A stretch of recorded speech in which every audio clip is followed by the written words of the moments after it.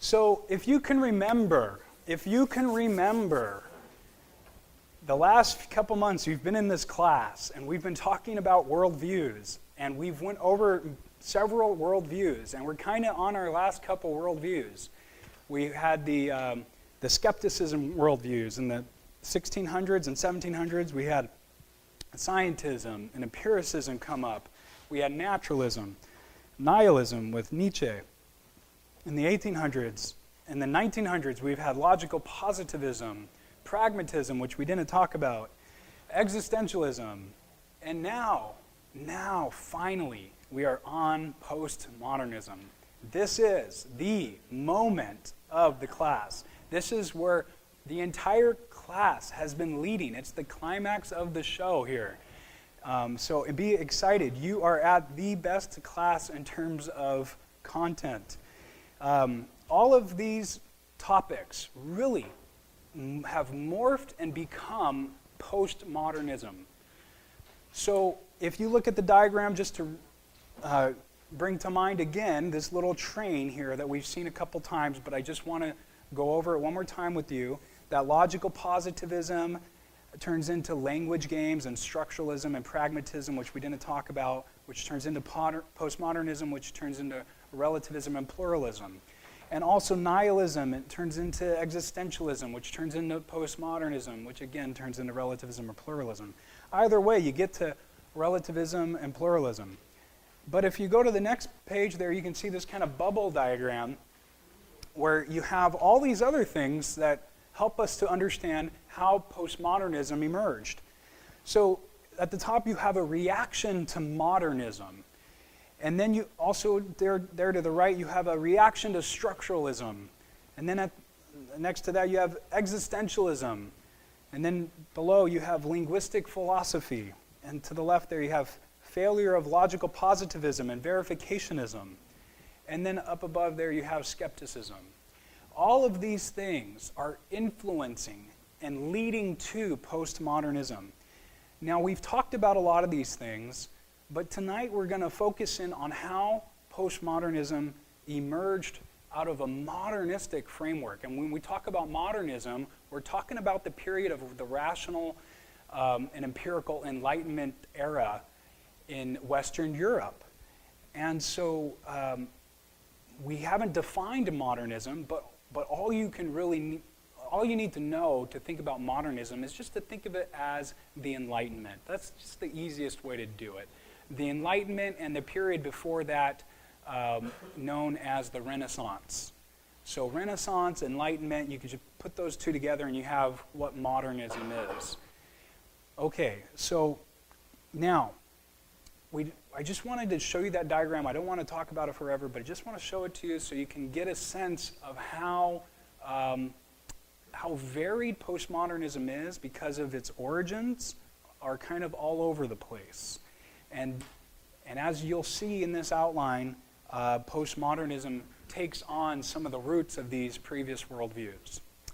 All right, so some of the popular sayings that we encounter on the street, and I'm sure Josh and Sarah have encountered on the college campus, go something like this. You may have heard these. It's all relative.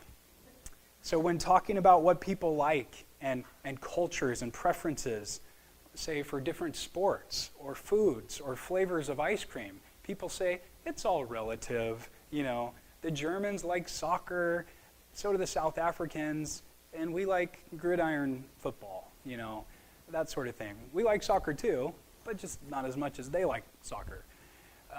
You know, a lot of people in Italy, they like gelato. Well, we like, you know, frozen yogurt. Not so much the golden spoon, because now we have the other one, which is the new, what is it? Yogurtland. So, I mean, we're kind of over golden spoon. Now we need Yogurtland, right? It's all relative, though. 10 years ago, golden spoon, or maybe, 20 years ago, golden spoon was legit, right? But now it's all about Yogurtland. And so I just, you know, there's a place in Irvine around here by UCI. There's a Yogurtland, like literally 100 feet from a golden spoon. And all the UCI students were at Yogurtland. It was packed, the line out the door. No one was at Golden Spoon. I mean, empty. It was amazing. So that's what we're talking about tonight. Isn't that exciting? Okay, so now how about this one? Nobody really has the truth. You've probably heard that before. Nobody really has the truth when people are talking about religions and world religions and things like that. Or how about this? There are no absolute truths. There are no absolute truths. Nobody really has the truth.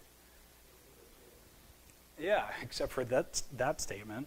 What about this one?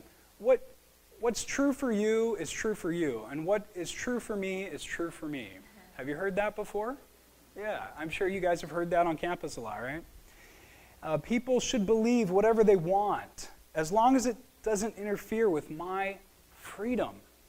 With my freedom. We've heard that before. People need to be tolerant of other ideas. You've heard that before, I'm sure. People need to be tolerant of other ideas. So how should we understand these sayings and respond to them? What do we do with this? Well, these statements are hinting at something, all of them. What are they hinting at? What do you get when you read these statements? What are they asking about? Leave me alone. Non-committal. Nobody knows anything. Ultimate reality. Yeah, in a sense, ultimate reality. These statements are getting at truth. Truth. What is the nature of truth? This is how they morph in culture and they manifest. But in reality, people are dealing with and touching on the question, what is truth? These sayings allow us to bring up the question in the conversation, what is the nature of truth? That's what these sayings allow us to do. If we're keen, we can tap into this and say, okay, what are you really saying when you make that statement? What do you think about truth? That is an easy next question, and it gets a whole lot deeper at that point, doesn't it? So yes, these sayings are cultural, but they also bring up deeper metaphysical and epistemological issues. So who can tell me in a few words what metaphysics is?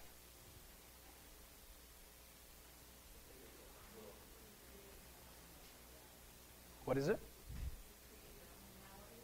You create your own reality. In a sense, yeah, metaphysics has to do with that. Yeah, like, is there reality out there, or do I create it? Yeah, Sharon, right? Good to see you. So metaphysics deals with the question, what is real? What is real? What is reality itself? And epistemologically, we're talking about truth here. So when we're talking about epistemology, what are we asking? What sort of thing does epistemology tell us about?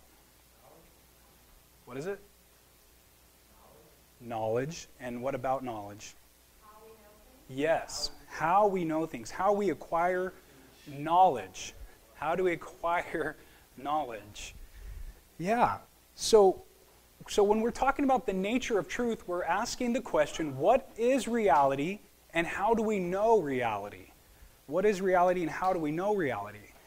And so, yeah, these sayings that we just went over are cultural in nature, but they're also philosophical. They're metaphysical and they're epistemological. And so when we're talking about how to respond to these sayings, we need to understand a certain philosophy that they're rooted in, and we call that philosophy postmodernism. Now, postmodernism is a cultural movement, as we'll talk about, but it's also a philosophical movement. Postmodernism has to do with the nature of truth. And where do we encounter this question in the Bible?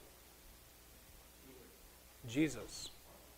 Pilate. Come on now, talk to me. What happened? Pilate says, what is the truth? What is truth? What is truth? What is truth? What a question that was.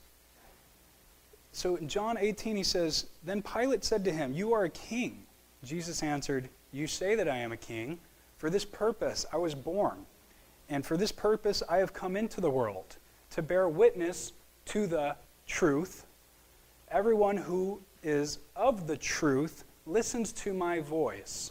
Pilate said to him, what is truth? What is truth?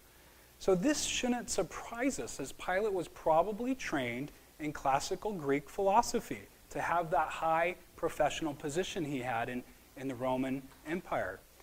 And so he probably grew up learning Plato, Aristotle, and all the other Greeks.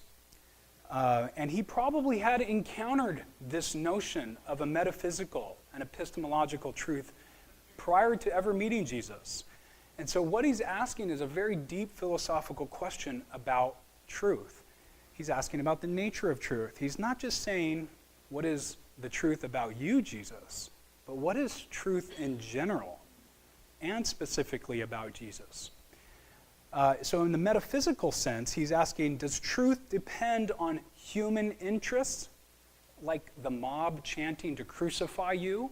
Is truth dependent on human interests, or is truth dependent, or an independent reality separate from human interests?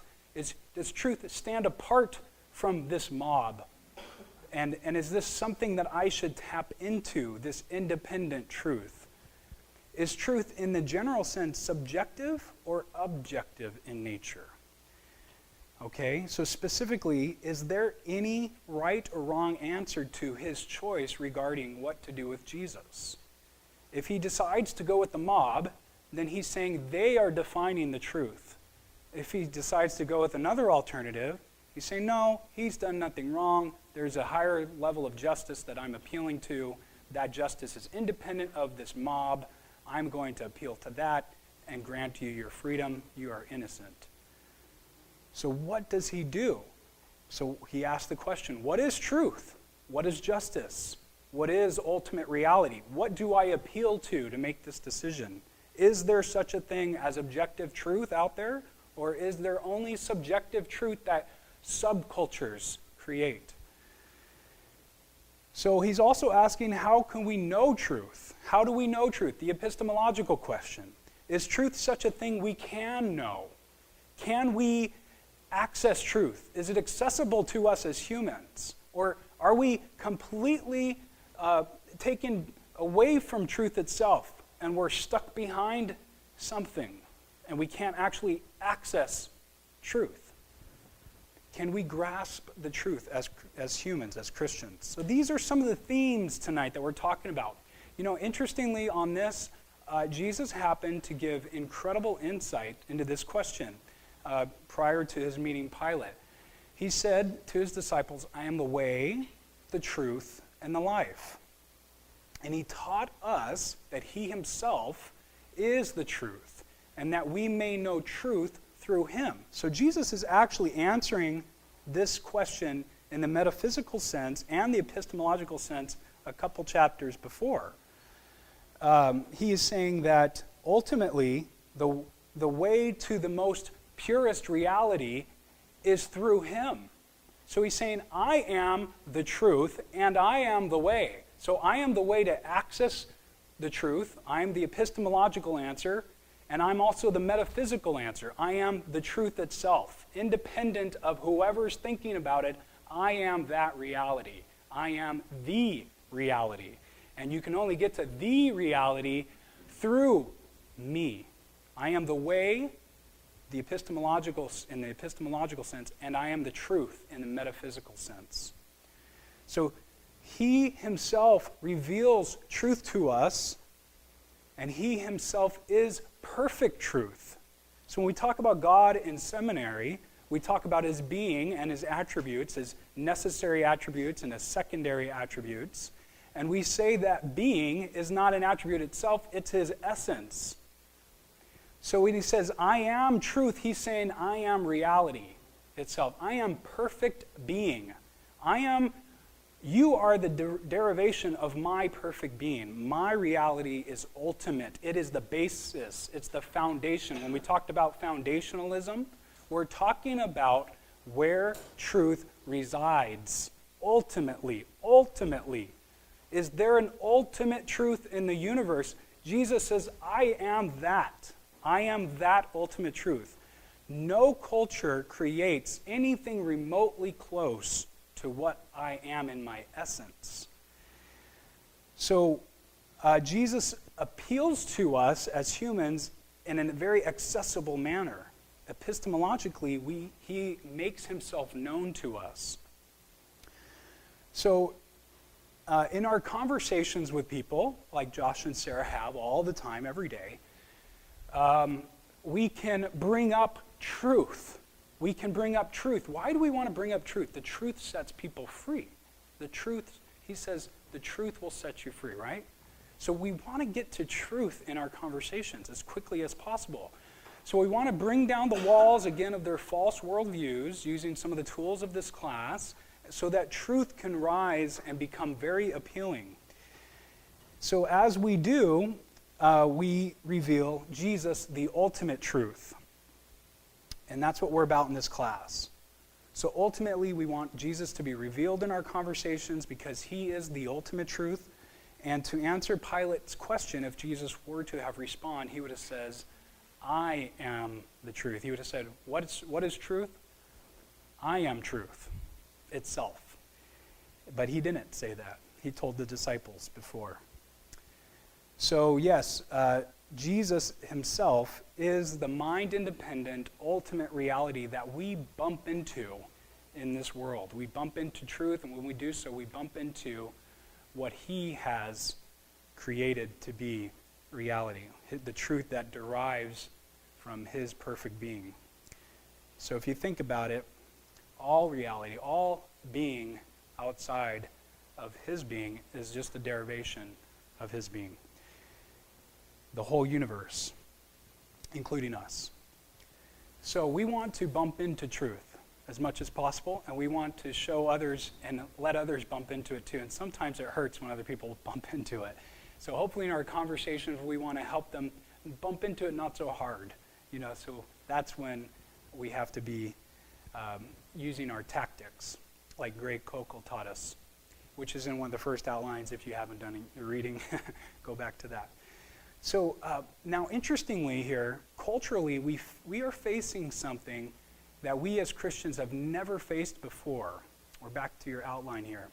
A rejection of such an ultimate truth. There is a standard rejection that we encounter on the street of such an ultimate truth. And postmoderns reject the hint of the idea of one ultimate truth, whether religion or politics, to rule them all. Whatever it is, they reject one truth to rule them all. They reject that whole idea. And they can't stand the thought of someone claiming that there is only one truth and only one way to understand reality. They don't like that. It doesn't sit well with them. So we can all probably agree that there is a sense of awkwardness when talking to certain postmodern types if we don't have a good conversation leading up to this moment. When we start talking about Jesus being the way to get to the truth himself, there's a bit of a sense of animosity, or intolerance when we encounter postmoderns and this issue comes up. There is growing frustration among postmoderns regarding the truths that Christians claim applies to all peoples in all places at all times. The postmodern types that we encounter get very frustrated at this. And the postmoderns react very strongly to Christians because allegedly they say this about us: Christians overemphasize universal truth and dogma. They're used to hearing us say, this is the way it is from the pulpit, pounding on the pulpit and saying there is no other way. Take that, yelling and screaming, especially like our friends do on TV. And there's a lot of intimidation that happens from the pulpit sometimes, not just on TV, but in many churches. I'm not saying I don't get excited if I'm preaching a message, but sometimes for the postmodern types, it just doesn't work for them. They need a little something different. So they want us to kind of tone that down a little bit and stop talking about such dogmatic claims to ultimate truth. And they say that Christians restrict asking questions or challenging the establishment. They think we try to keep everyone at a distance and not allow other people to bring their understandings of God into Christianity. So they think that Christianity is just limited and limiting others who have slightly different view of God. They say that's heretical. Christians call that heresy. And they find that word heresy to be, oh my God, that's such an insulting word. How can you call me a heretic? You're going to burn me at the stake too? You're going to stone me? What kind of Christian are you to use that word? Christians claim certainty of truth. This is something that really bothers them. This certainty is repulsive to the postmodern type. Because certainty segregates people that know from people that don't know. It creates this divide. Christians tend to then come across to them so divisively that we're all about just separating. Postmoderns claim that no truth can be known with certainty. And so when we say that we have certainty with our truth, or some level of certainty, not 100% certainty, but some level of certainty, they get really frustrated at that. They also say that the Bible depicts God as rigid and controlling. And so this is very unattractive to the postmodernist who thinks God, or some higher power that's up there, should let all people into heaven or nirvana, no matter where they come from or when they come from, in terms of the history of the world. So postmoderns are very strong critics of any knowledge system, like Christianity or the Christian truth claims, that is exclusive and claims to have an independent, objective truth that actually correctly describes reality.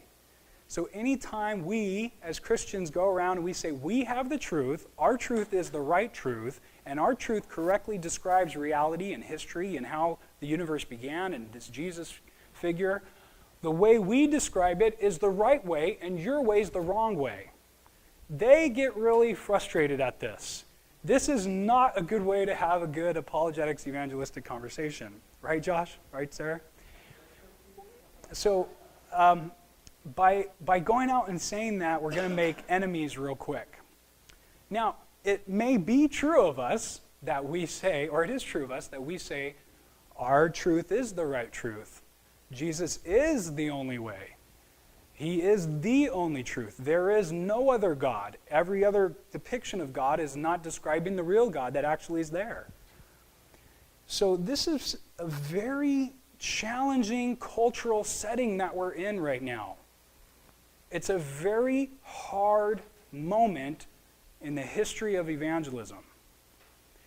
And in a couple weeks, we are going to be learning about this idea of Jesus the only way.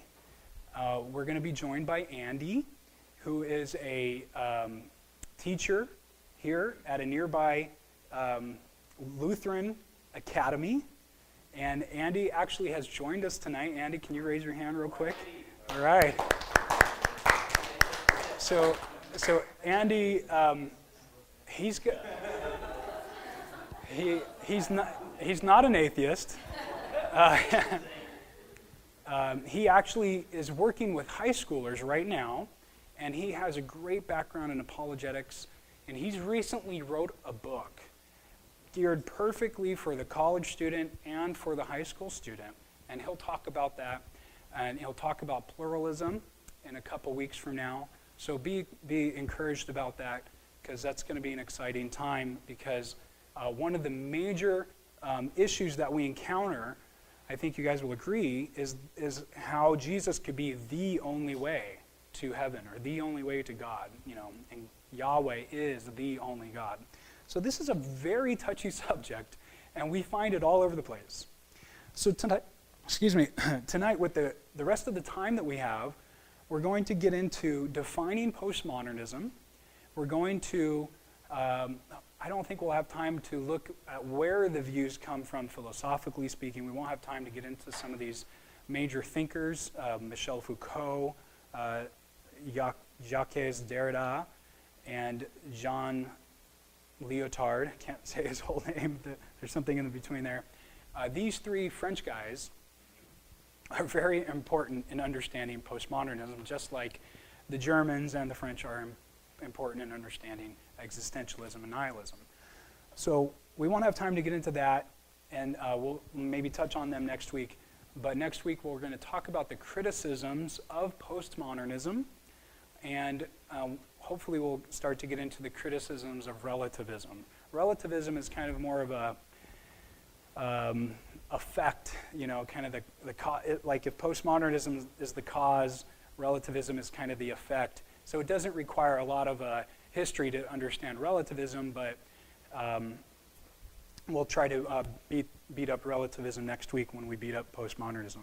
So tonight I'm going to leave you hanging at the end of the class with all of this postmodernist stuff, and you're going to be thinking about postmodernism for the next week. Don't feel like I'm teaching postmodernism for you to adopt, but I have to leave you hanging just for the sake of time. It's just too big of a topic for us to beat it up in the same class where we introduce what it is. So overall, we see that postmodernism, this is our goal. Overall, we will see that postmodernism ought to be rejected because it is an unsound system of thought that dismisses objective truth and our ability to know objective truth. So we're going to realize that next week as a whole here when putting these two classes together. Now, with that in mind, you've already been sitting for about an hour, so I know we're only about a half an hour into this and just starting to scratch the surface, but I'd love to take the break now, if that's okay with you, and just kind of mingle and chat, and we'll come back, and if you don't mind, we'll probably go to around 8:45, maybe 9. We'll try to finish up there. So if you can, let's take just a 5 or 10 minute break, stretch, get something to drink, and we'll be right back. All right, so let's get into this here. I have to go through my notes to get back to where we were. Okay, what is postmodernism? What the heck is this thing? So many argue that right now we are living in a postmodern world. We are living in a postmodern world. The problem is, many of us don't realize we're living in a postmodern world, and we have no idea what postmodernism is or what this word just is about. So if you ask a postmodern person, hey, why are you a postmodernist? They're going to say, what the heck are you talking about? So it's a cultural phenomena that we find and that we find ourselves in, but it's something very hard to define. And the reason why it's hard to define is that those who are in the current academic community who are talking about postmodernism and writing about it have varying definitions of it. So you can't really nail a definition down because people differ, who are philosophy professors, let's say. The other reason why it's hard to define is because the actual people who started to espouse these postmodern ideas 50 years ago, these French guys like I was telling you about, they have very varied views. Their views are very different from one another. So it's hard to capture the heart of postmodernism when you're reading the postmodern thinkers. The other reason it's hard to define is that it's more of a view that rejects certain ideas than it is a view that builds up a philosophy about reality, let's say. So, as we said earlier, postmodernism has to do with truth. So, a way to understand postmodernism could go something like this.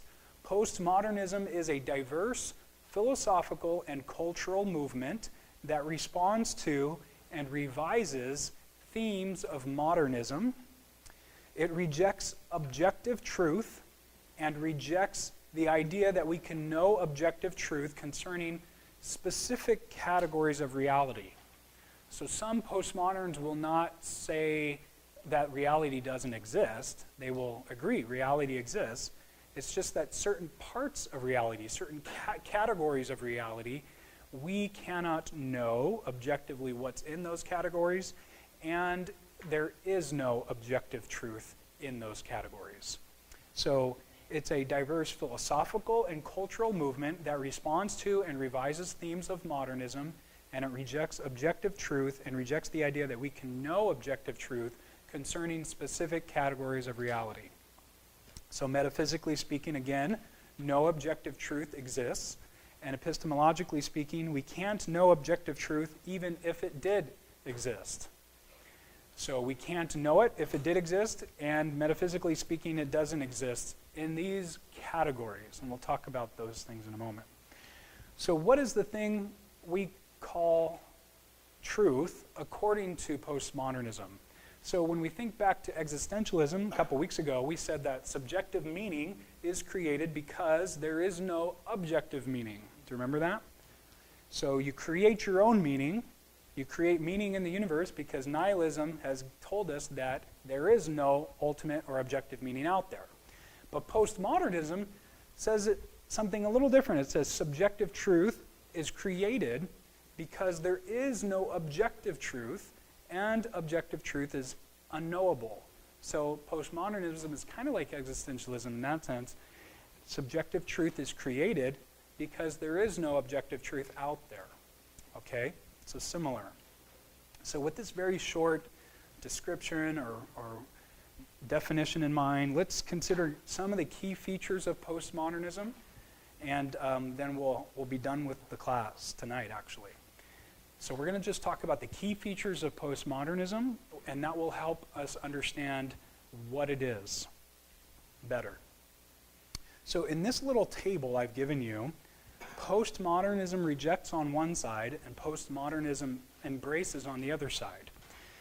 Now, let's talk about the one on the left and then we'll go to the one on the right. So realism is something that classical Christians or non-Christians prior to postmodernism would have adopted. People would call themselves realists, unless you're a philosopher like Hume or Kant or some of these other guys. It's hard to say that they're realists because the idea is that they're saying that we don't access objective reality and it's not really there. So in a sense, Hume and Kant are kind of postmodern, even though they lived a couple years before this movement. But for everybody else, besides those guys, people were realists. And Christians are realists. That's a view we adopt. Remember, we talked about how this is the heart of Christianity is a realist understanding and a foundationalist understanding. So if you look at postmodernism, this view embraces anti-realism. Okay, so we're going to talk about all the things on the right in a moment. We're going to break down all the things on the right after we finish this table. So on the left you have foundationalism, again, the heart of Christianity and classical understanding of the universe. And then on the left, or on the right, you have anti-foundationalism. So a complete rejection of foundationalism. On the left, you have this thing called the correspondence view of truth, or the correspondence theory of truth. On the right, you have the coherence theory of truth. That is what postmodernism embraces, a coherence theory of truth. We're going to talk about these again in a moment. Postmodernism rejects ultimate, objective, universal truths. And postmodernism embraces socially constructed subjective truths. Okay? Postmodernism rejects language is no big deal. Sorry, let me take this back here. Hold on a second. Postmodernism rejects the idea that language is no big deal. Language is just what we use to speak. It's not a big deal. We just talk using a language. But postmodernism embraces the idea that we are stuck inside of language. So language all of a sudden is a big deal. It's such a big deal that we're stuck inside of it. Postmodernism rejects meta-narratives. We're going to talk about that in a moment. And postmodernism embraces local narratives. Postmodernism rejects a God's eye view of things. Postmodernism embraces no God's eye view of things. Nobody has a God's eye view of things. Postmodernism rejects universal transcultural standards, things true across cultures. Postmodernism embraces only local cultural standards. And postmodernism rejects authorial meaning in text, meaning that the author's meaning is the actual meaning of the text. And postmodernism embraces reader meaning in texts. So we'll talk about that in a second before we get into it. These are really cool ideas to talk about but very bad ideas to adopt, hopefully, as you'll see next week. So anti-realism. We're talking about anti-realism. So anti-realism is the idea that is against realism, obviously. And postmodernism rejects metaphysical realism, the idea that objective reality is really there. They reject that idea in terms of certain categories of reality. Postmodernism rejects the existence of an independent reality. If you're a hardcore postmodernist, you're going to reject the idea that reality is actually there. Postmodernism rejects a theory-independent or language-independent reality. They reject these ideas because they say that reality is theory-dependent. Reality is language-dependent. Okay, so we're going to get into what that means in a moment. Postmodernism rejects that there's only one way the world is. They don't like it when we say that. They don't like the classical understanding that there is only one way the world is. Okay, so in a metaphysical sense, postmodernism rejects realism. In the epistemological sense, they say that they reject epistemological realism, that objective truth about reality is knowable. So the postmodernist claims that objective truth about reality is unknowable. We cannot know reality as it really is. So we have no way of getting at it. Objective truth is a useless notion, and it can be forgotten about because we can't access objective reality itself, so just forget about it. So it's a useless notion. Don't even talk about objective reality or objective truths. Postmodernism rejects, we're in anti-foundationalism now. Postmodernism rejects that there is a foundation to our knowledge structure that does not require a further foundation. So remember when we were talking about a skyscraper of knowledge with Descartes? Do you remember one of the first weeks of the class? We talked about René Descartes and his rationalism and how he wanted to build an ultimate or get to the ultimate foundation of knowledge by tearing down the skyscraper of knowledge. He wanted to get to these foundations. I work as a structural engineer, but you'll have to just go with this for now. So Descartes, he wanted to tear this knowledge structure down so he can get at these, because he wanted to know the ultimate truth, just like we talked about God being the ultimate truth and the source of all truth. That's what Descartes wanted to get to, the certain foundation, which he said, I think, therefore I am, right? So what we're saying here is that postmodernism rejects such a foundation. It rejects foundationalism. It's anti-foundational. And as we will see, it gives us another way to understand a knowledge structure. We'll see that in a moment. Got to square off my footings. Sorry, this is just bad. But you get the idea. So they want to reject this completely. They want to get rid of these, and once you do that, your entire knowledge structure collapses because it has no foundation. So they're anti-foundationalists. They say that you cannot build a knowledge structure on a certain foundation because no such foundation for knowledge is actually out there. Any foundation is just something you made up. So the coherence theory of truth, let's talk about that. When we're talking about what is the alternative for the postmodernist, if they get rid of this knowledge structure, we have a lot of skyscrapers that have come up in the last 100 years, so it's kind of the age of the skyscraper in terms of architecture and ingenuity and developments. So what about knowledge? Well, what is this the age of? Well, this is no longer the age of a modernist understanding of knowledge, they say. It's an age of the postmodern understanding of knowledge. And the idea with that is that our belief system, or our knowledge structure, prior to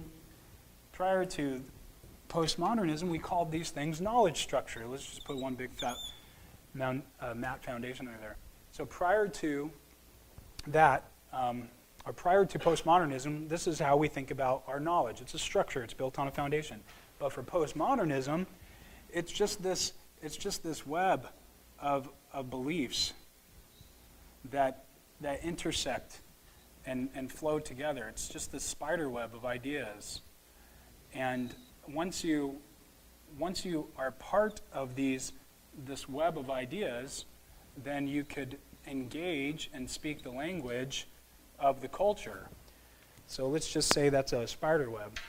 So the idea with postmodernism is this is really what knowledge is like. It's no longer like this. It's more like this. So they call this this web of ideas the coherence theory of truth. So they say that if you have a belief system in your culture, you have a web of coherence. Okay, so they say a belief is true if it coheres with the other beliefs in the system. So a belief is true if it is part of the web. If it's not part of the web, it's not true. It has to be in the web or it's not a truth. So your idea stays an idea and it's not truth unless it fits in the web. And the web is a coherent web. It's consistent within itself. All of these ideas relate to the other. We can get to one idea over here from being over here. They go together, they fit together, they're consistent, they're coherent, they're a web, they're interconnected, they're integrated. So truth is only what is consistent with our current truth system or truth web. So what is true has to be consistent with the current truth web. So truth is a big web of interwoven individual strands of beliefs that all cohere with one another, according to the postmodernists. Truth depends on one's culture's pre-existing web of coherence. So if a new idea is brought up in a culture, it must be put to the coherence test. If it doesn't cohere, it must be discarded. If it doesn't stick, you have to throw it out. This is a system. It's a holistic system, and it defines truth. And so it has to be consistent, it has to be integratable, and it has to cohere. It has to pass the coherence test, and then when it does, it becomes another strand on the system. So if someone says the Big Bang is the way reality is, okay, then we have another sense of naturalism telling us about how the universe was created. So now the Big Bang strand fits within our current web of naturalism. Okay, so this is a cultural web of ideas. It's a pre-existing thing, and when you bring up a new idea, it could get rejected by your culture, or it could get accepted. If it gets accepted, it just becomes another strand in the web. So what is in the truth web depends on or is relative to one's culture's current web of coherence. What is in the truth web depends on or is relative to one's culture's current web of coherence. So key in on the word relative. It will be important. It's all relative. Remember that? This is the idea. One culture's web may differ from another culture. Canada may have a very different web than America in terms of our web of knowledge. Okay, so socially constructed subjective truths is the other key component of postmodernism. Socially constructed subjective truths. So truth, in this sense, is created by humans. It is socially constructed. We, as a social group, as a subculture, or a culture at large, we create truth. Now, as Wilton brought up, is that really truth, or is it just a belief? We talked about this at the break. So they say it's truth, that this is what truth is. So they're using the word truth when they are talking about it this way. Truth is created by humans, as it is socially constructed. So it's our social setting that sets the stage for us to create truth. The setting is say a play. It takes place in 2014, Irvine, and we are all actors in it. There's a stage behind us, and we get on the stage, or there's a bunch of props behind us. We get on the stage, and we act out this play. In that sense, we create, and there, by the way, there's no script to the play. We create the play. We create the script as we speak, as we move, as we dance, as we talk, as we sing. We are the actors creating the play as we go. We construct it in that sense. We speak it into existence. We are truth creators, not God. We are.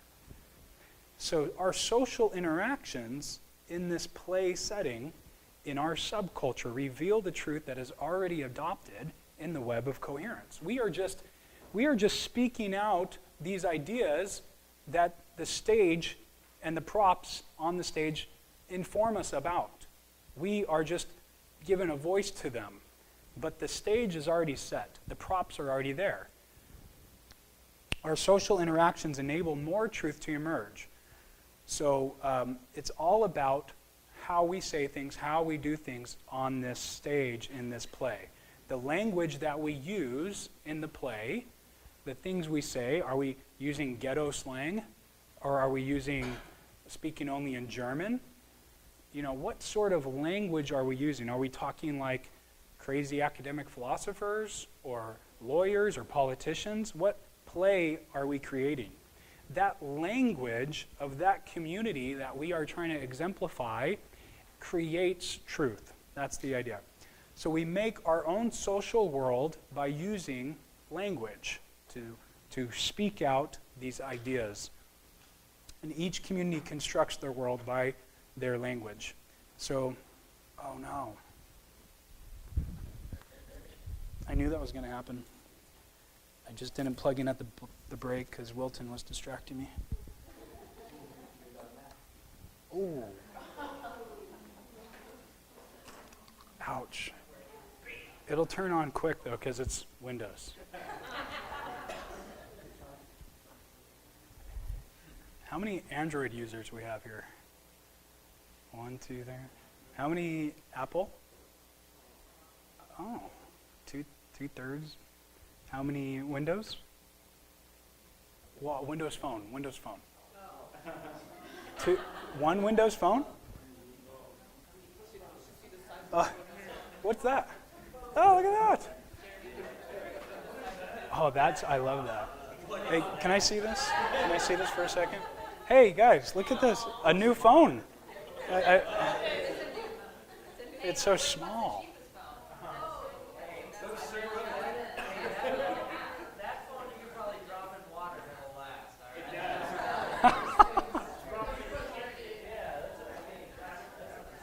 Okay, we're back on. Okay, so you guys are so much fun.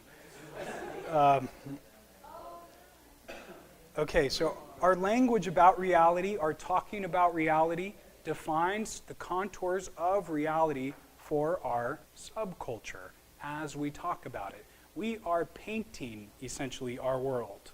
We are defining the contours of our existence by using language. So we make our worlds by how we talk. So one philosopher says it this way: language does not represent reality, it constitutes reality. So Christians, we can recognize this, and it resonates with us. We say fun things like, words like backsliding. We don't mean sliding down a slide on our back. We mean something very different. We say things like quiet time, right? You know, these words. We say things like accountability time. Or what about this? The posture. What posture do we have right now in this church service or setting? How about this? Why don't you just ask Jesus for a wife? Holy. I mean, who says that, you know? All in his time. Or tell the truth, shame the devil, something like that. Or what is this, this is the one I hate the most. What does this passage mean to you? That is just the worst question. If you are a Bible study leader and you've said that, let's talk, because there are better ways. He's under the weather? Yeah. Or when you're talking about someone being sick? Yeah. Yeah, these little sayings that we use, it just kind of paints the picture of what kind of culture we live in. Is it a gentle world or is it a harsh world? And we, depending on how we phrase things, we create that reality. If you have any time and you like to mess around on YouTube videos, which I don't have a lot of time and I don't really enjoy, but there's this funny thing. It says stuff Christians say. If you go to YouTube and type that in, and there's these little few minute videos, and there's these guys just making fun of the lingo that we use as Christians, because it's just so it's just this subculture that we create, that we say that. Yeah, amen, brother. Yeah, right. And so, praise God. We walk around saying praise God. So, these are great. These are great. It's just kind of funny when you take a step back and say, wow, these are words very much used only in this subculture. So, according to postmoderns, these words shape our reality. They shape our subculture. And if we're not using the language correctly, if someone says, oh, my brother just died, and we say, praise God, our subculture is going to correct us. They're going to be like, no, man, you're twisting the strand. This is not right. The strand goes that way. It's the culture will correct us because language, it constitutes reality, according to the postmodernist. So language also informs us about reality. So in order to understand a particular community, we have to learn the language. So in order to understand a lot of things that happen at certain church services on any given Sunday morning, we have to learn the language of that church.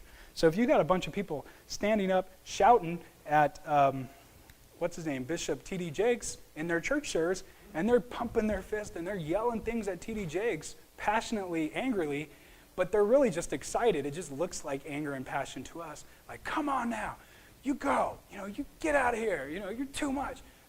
Step there, cool off, something crazy like, just being wild or whatever. It's like some people cheering, of course, but in order to understand that culture, we need to understand the language. We need to understand the language. So that is what the postmodernist is saying, that Christians have adopted the story. We've adopted a story about reality. We think that our story is true and everyone else's story is false. But in reality, it's just a narrative. And in our story, we use certain types of language, this lingo, to help tell the story and describe the reality. And when we keep describing the reality to other Christians, they pick up the story and use that lingo again and keep the story going. And over time, we keep embellishing the story, and we keep telling the story differently, and ultimately, we keep recreating and recreating reality as we speak it. And our story is obviously the story of Jesus and God, creation, redemption, all that. But it's our community's story, according to the postmodern. It's our story, and it doesn't apply outside of our community. So it's interesting to think of it that way. And some churches have adopted this lingo of story, and all the while they don't realize they're picking up on these postmodern notions that have really bad roots and effects. Truth, back to your outline, truth is then dependent, and truth here is with a lowercase t. So if I'm talking about objective truth, I'm using an uppercase t. So when you see lowercase t truth, you can kind of think of it as truth in quotes, like more of a belief rather than objective, real truth. So truth is then dependent on the language of our subculture. So one commentator says, we do not come to know the world by perceiving it, by direct acquaintance, but we come to know the world as we learn to use our language. So the common notion that you may have heard, perception is reality. You may have heard that when people are talking about marketing and things, perception is reality. In the postmodern sense, they would say something like this: language is reality. So it's not what you present to the public that becomes reality for the public. It's how you speak to the public that becomes reality to the public. What words you use, what language you use. And the reason why they have this high view of language is because they say that we are stuck inside of language. We are stuck inside of language. So if you remember back in the first couple weeks of the class, I drew this little diagram of this stick figure behind a wall. And Hume was saying that we don't have access to objective reality. Let's call it objective truth. We don't have access to this, according to Hume, because we're stuck behind a wall of skepticism. Remember skepticism? Comes up again here. We really can't trust our senses, our intellect, our rationality to help us understand objective truth. We are stuck behind a wall. What is the wall for the postmodern? It's language. We are stuck behind language. We cannot see the world as it is because we only see through our language. So we all have this lens, these glasses, Google glasses. I think on the Google glasses they have like a little window that tells you about something. I think if you click a button and it searches Google or something, and I don't know, I think it does this, right? And we have the same kind of thing. We have these glasses we put on, and they have a certain color to the lens. They have a certain grid. They have a certain angle to the shape of the lens. So things appear more slender or fatter depending on the lens. So this language interpretation grid glasses, if you will, is what we use to receive reality and then construct reality. So everything has to pass through this grid that we have, this cultural, subcultural grid. And the grid is a language grid. So we are stuck behind these language lenses, if you will. And we can't know reality as it really is because we have our glasses on. And we can't take our glasses off. So in a sense, our wall is just our glasses. So these are Google glasses, whatever they are. Google frame, whatever it is. So, yes, sir. What I'm hearing is that we as human beings can't see anything until we first create a metaphor for it. Yeah, that's the idea, yeah. So if that's the case, then we're looking at a collective metaphor for an understanding, Yeah, right? yeah. Yeah, that's it. I mean, the idea is that there is a collective story that we inherit when we're born, whether we like it or not, and we all grow up with it. We cannot think differently. Here's a good example. If you grew up in, say, Missouri, and St. Louis, good American town, right? And you grew up saying that America is the greatest country on the planet. We have done great with the world. We have a great constitution, a great democracy, all this stuff. And you are super patriotic. You're the most patriotic kid ever. Why? It's because you grew up in St. Louis, middle of America, and you see the world through the patriotic lens that you inherited from your subculture of middle America. But if you grew up in Venezuela and under Hugo Chavez, who just passed away, I don't know, good thing or bad thing, and you grew up in a drug-infested area and the cartel was boss in your town, and you had this anger towards America, President Bush in particular, based on the rhetoric of Chavez, and you thought when he stood at the UN Council a few years back when Bush was president and he told the world that Bush was the devil, you thought that he was doing the world a favor by saying, hey, this is a devil, everyone, beware of this guy Bush. And you grew up in that kind of environment, then you would hate America and you would feel justified in doing so because of that lens that you inherited. And you, according to the postmodern, you cannot take off your glasses. You see the world that way because it's the world that you grew up in. Those ideas of hatred towards America and all these other things, the cartel is actually a good sort of entity and establishment in your community because they bring safety, They bring presents to your mom on her birthday, something like that. You have a good idea, a good view of the drug cartel. This is your web of coherent ideas. It all fits together.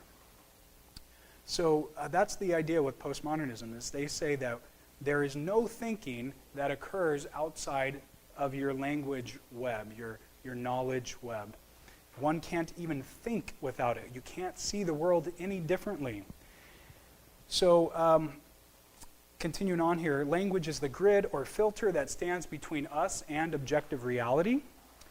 And there is no essence or nature to language. There are just many languages. There's no essence to a language. We just all speak different languages because we're all in different cultures. And when I say languages, I don't mean actual languages. I mean just this idea of the web of coherence, the lingo that we use. Culture, yeah. So they say that we cannot use language to get outside of language. We are just stuck behind our language. There's nothing we can do about it. And we'll just keep going down here. If you go down to, okay, let's just go down to 6, local narratives.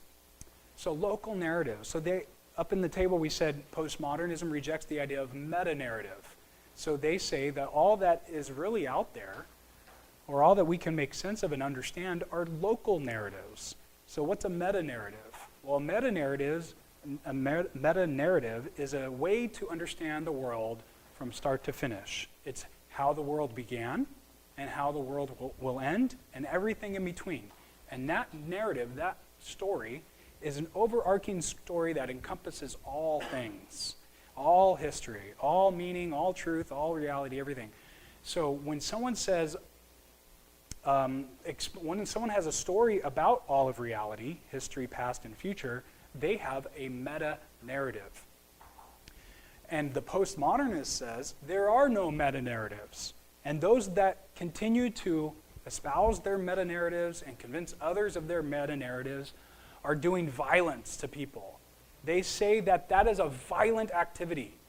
When Campus Crusade is trying to win souls, trying to what? Crusade, conquer lands like the Crusades back in 1,000 years ago? I mean, this is terrible. Why would you Christians want to do a crusade? No one wants to die with the wrath of your meta-narrative. So this idea is very important to the postmodern. They say, no, Christian, you have a local narrative. You have a story, and I have a story too, and my story tells me that your story's wrong. So thanks for telling me your narrative, but you can just go on now. So this is the cultural setting that we're in. They wholeheartedly reject the idea of our meta-narrative. And so they say the way we see the world is defined by our culture's story. We are raised with this particular story of ourselves, and we see the world through this story. So again, we are characters in the story. We are actors in the play. This is the story of reality that we are telling as we live. And it's guided again by the props and the setting on the stage. So they say that there are as many realities as there are communities. So if there are, let's say, 10,000 communities on the planet, subcultures if you will, then there are 10,000 realities. Everybody's reality is okay for that setting. No culture should look at another culture and say that that other culture's reality is wrong. How could you? You're in your own narrative. You're in your own story. How could you look at this other culture and say it doesn't have the right story? And people do this all the time. We have this chronological arrogance to us, where we say that these primitive cultures, were bad cultures. The Egyptians, this primitive culture, or, something like this. The people in the jungles in say Ecuador or whatever, these primitive cultures, they're still primitive, but to use the word primitive to describe them, that's so arrogant of you, you modernist Christian. How can you want to go convert the people in the jungles? Why don't you just let them have their community the way they want to? They can be cannibals if they want. They can burn their children if they want. Just let them be. So the idea is that no one story is the right story. There are as many realities as there are communities. Nobody has a right, and no one can judge another, because we're all just stuck inside our own language and our own narrative. 7, and we'll finish this up. I think we only have a couple more here. No God's eye view of things. There is no transcultural intellectual vantage point. So nobody has the right setting on the top of the right mountain to see every culture correctly. We all have different vantage points when we look across the world. No one has a God's eye view of things. Only God does, if there is such a God. No, according to the postmodern. Nobody or no culture has the right and true perspective. No one has a God's eye view of things. One language is just one's perspective of the world. The way one culture uses a language is just how they use it. It's just part of their perspective. No one has the right perspective, and no one can judge another. The postmodernist contends that we have to get rid of the need for extending the linguistically formed world we live in to the rest of creation. We have to let go of that. Not just Christians, but everybody else. We have to stop doing that sort of stuff. Because once we start trying to take our language and apply it to another culture and another culture across the world, and take our narrative and apply it to another culture, we are doing violence. And Foucault talks about this, the will to power. Nietzsche did too. But that's the idea, is that modernism brings violence. And these postmodernists, they talk about violence in their writings a lot. And then 8, only local cultural standards. So the laws of logic are just Western language games. So they say that there are no transcultural standards. There's no cultural standards like killing babies for the fun of it is wrong across cultures. They say that universal truth is not a universal truth. It's just a local standard. You can't take that and swipe it across all cultures and have it stick. And also the laws of logic are just Western language games. The way we all play a game when we're on stage acting out the play. We're just messing around when we're using our language. We're all playing a game. So the idea is that when you try to convince me of something, you're just playing chess with me and I have to outsmart you. But it's just a game. And they say the laws of logic aren't just these things that we bump into in reality, but these are just games. They're just ways we talk to each other to try to gain ground on the other person to win the game that we're all playing as we act out this play. The laws of logic, can you imagine? So the laws of logic have been around forever. I mean, they're not something men have created. We've discovered them. The law of non-contradiction, the law of excluded middle. These laws of logic that cannot be denied. No one can defeat these things. They are real. They're part of reality. They're furniture of reality. They say that furniture of reality, it's really not furniture. It's just a game we're playing. And that is just amazing. So, and then lastly, instead of the author providing the meaning for a text, say for instance the Bible, Moses writing something in the Torah, John writing about Jesus, not just biblical things, but let's just take the Bible for example. These meanings, these intentions of the author when he's penning it, the thing he has in his mind as he writes, that idea that he's trying to describe, that is not something that we can ever access, that intention, that idea in his head. All we can do is read the text, and when we read it, we then put meaning there. We read meaning into the text. So the postmodernist says that all we have is reader meanings. We never have the authorial meaning of the text. So the meaning of a written text is derived not from the author's intent and context, but from the reader's intent and context. So the actual meaning of the writing is what you or I make of it. So we supply the meaning. We supply the truth when we read it. So if you read Moses' 10 Commandments, and you read that, or the 10 Commandments God gave Moses, and you read that, and you say, I think this means killing babies for the fun of it is okay. And you go do that. I mean, that's okay in a postmodern setting because you have no access to objective truth, which is the author's original intention. You cannot access the author's understanding when he wrote it. So because you can't access it, you have to supply your own understanding. So this is very bad news. It's a very bad worldview, but it is the worldview that we deal with.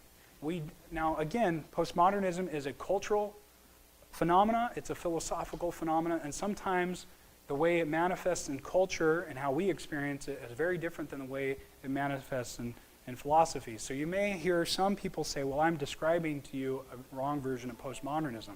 Well, I'm not. I'm telling you about cultural postmodernism and how it is a morphed view of philosophical postmodernism. And we don't have a time to get into that tonight, the philosophical postmodernism, but maybe a little bit next week, we'll see. But this is what we deal with. These are the concepts and the ideas we deal with.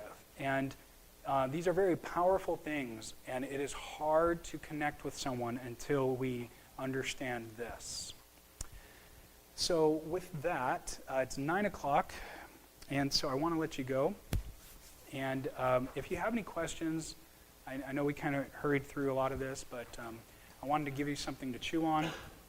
If you have any questions, come talk to me at the break. I'd love to chat with you about it, because I'm sure some of this was thought-provoking. All right. Would someone like to close us in prayer?